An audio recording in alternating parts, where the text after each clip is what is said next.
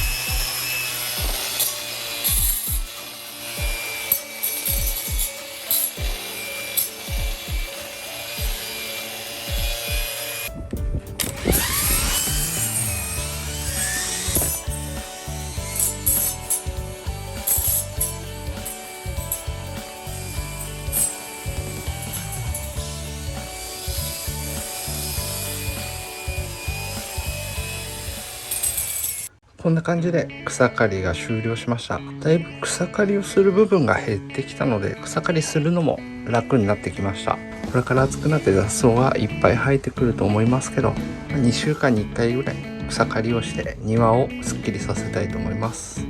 庭の方もちゃんと草刈りをしていれば庭キャンプが楽しめると思うので、また今年も庭キャンプをいっぱい楽しみたいと思います。最後まで動画を見ていただきありがとうございました。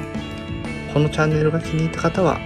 高評価、コメント、チャンネル登録をよろしくお願いします。それでは友の遊び場チャンネルの友でした。